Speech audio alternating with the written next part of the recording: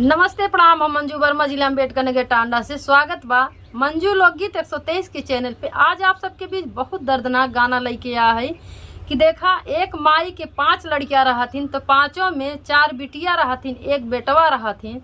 तो माई और बाप चारों बिटियन के बियाह कर देथिन। जब बेटवा के नंबर आवत तो माई बाप बीमार पड़थिन और एक बाद मर जाथिन दोनों जने। तो बेटवा देखा इतना रोवत है, घर अनहियार हो अकेल हो तो बिटिया अपने अपने घरे हैं कुल बहिन। तो बेटवा अपने आप का अपने कर्म का झांका थे और रोवत है। तो बहिनी लोग समझावत हैं कि ए भैया तोहरे 4 बहिन हैं, तू अकेल काहे समझत है, हमरे सब है ना। तो भैया सोचत है अब हमार बियाह कौन कैसे हो। बहिनी लोग कहथिन भैया हम तोहार बियाह गवन करत, तोहार बहन तोहरे 4 बहन हैं, हमरे सब बियाह करत। तो कहथिन कि के हमार जग रोपी। भैया कहथिन तो देखा कहथिन तोहार जीजा कुल काम करी है, सारा काम तोहार जीजा करी है, हम करब दोनों जने मिल के तोहार बियाह इतना बढ़िया करब कि गांव से ऊपर सब गांव वाले देखत रह जाई हैं। तो भैया कहथिन ए बहिनी कितना ही कुल करबा तोहरे लोग, लेकिन माई बाप बिना हमार घर एकदम अनहियारे रही, हमें कोनो खुशी ना चाहे कितनो दुआरे बाजा गाजा बाजे। तो देखा वह भाई के दर्द का बाप ने बहन से आप लोगन जरूर यह गाना का सुनिए, पूरा गाना सुनिए तो रोए दें हैं। अच्छा लगी वीडियो शेयर करी है, लाइक करी है, कमेंट में बताइए है गीत कैसन बा। ज़्यादा से ज़्यादा मंजू लोकगीत 123 की वीडियो का शेयर करिए। सभी दर्शक का नमस्ते प्रणाम। हम नीलम धुरिया टांडा जिला अम्बेडकर नगर से सुने। एक ही मायारिया के 5 लड़िकवा 4 बहिन एक भाई जी। एक ही मायारिया के 5 लड़िकवा 4 बहिन एक भाई जी। चारों बहिनिया के भइले बियावा भैया जे बाटन कुंवार जी। चारों बहिनिया के भइले बियावा भैया जे बाटन कुंवार जी। माइया बाबू करत रहे बतिया आखिया में भरी गईले आंसू जी।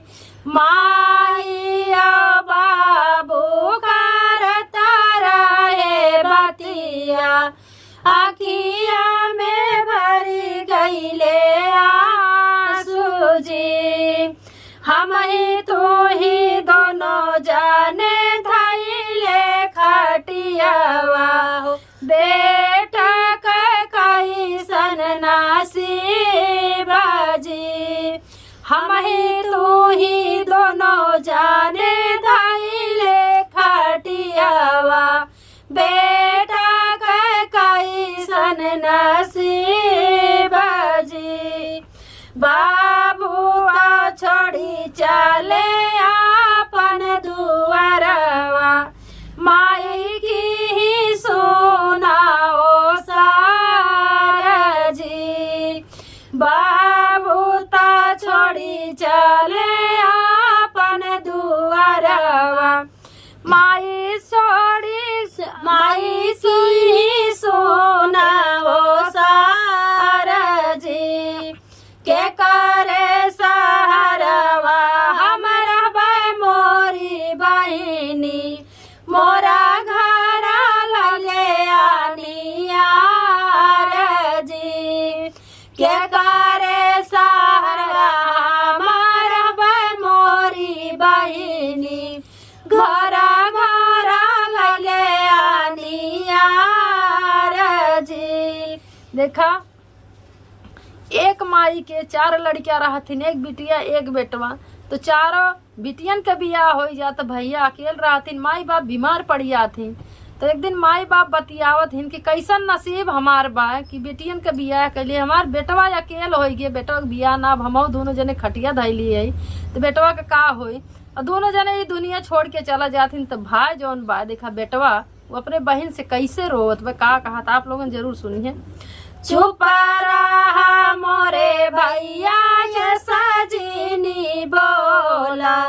तोरे संग बहिनी तोहार जी। चुप रहा मोरे भैया या सजनी बोला, तोरे संग बहिनी तोहार जी।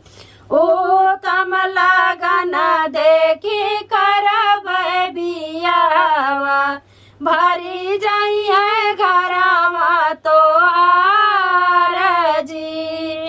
उत्तम लगन देखी करब बियावा, भरी जाई है घरवा तोहार जी। देखा भाई जब रोत अपने बहन के साथे तो बहन लोग समझावत ही भैया बहुत बढ़िया लगन देख के तोहार बियाह हम करब। तो देखा भैया का कहा थे, ना मोरे माई हो ना मोरे बपाई, ना बाटे बाबा हमार जी।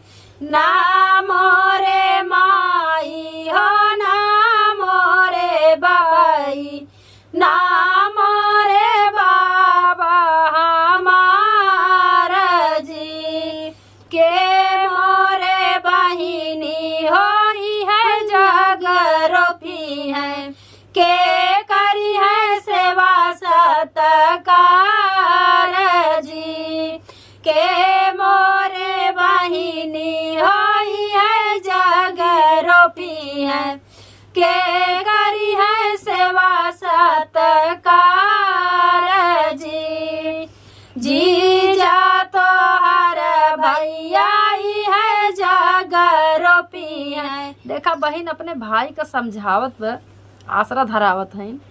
जी जा तो हर भैया ही है जग रोपी है, हम करब सेवा सत्कार जी। जी जा तो हर भैया ही है जग रोपी है, हम करब सेवा सत्कार जी। चार बहिन भैया तोहरे जे बाटी, काहे का समझाया के लजी। चार बहिन भैया तोहरे जे बाटिन, काहे का समझाया के लजी। बहन अपने भैया समझावत नहीं भैया तोरे 4 बहन है, सारा कर्मठ हमरे सब करब, तू काहे अकेले समझत है। तो देखा भैया का कहा थे, बहनी का कहा थी, मीना बजरिया भैया दुआर लगाईबे, जही दीना मायन तोहार जी।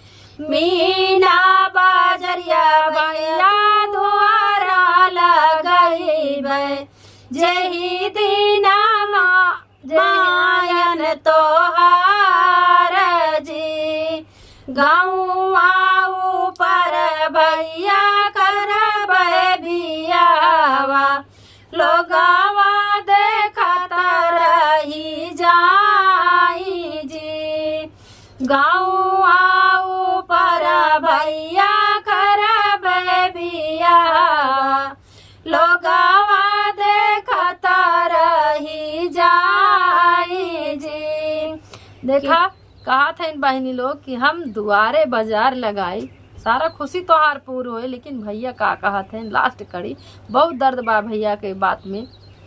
केतना वो मोरी बहिनी बाजे बजनवा, केतना बारात भरी जाई जी।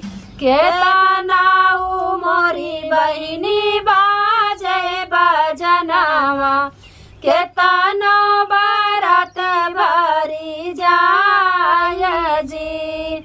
माई बाबू बिना फाट कर जावा, लागता जगयानिया जी। माई बापाई बिना फाट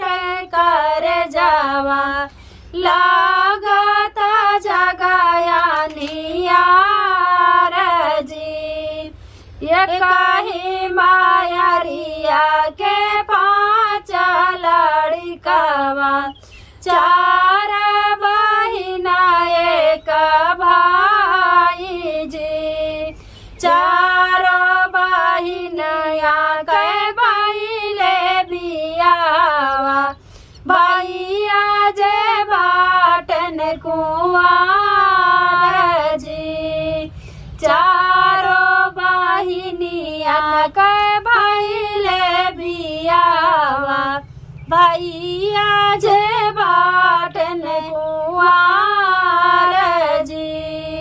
धन्यवाद।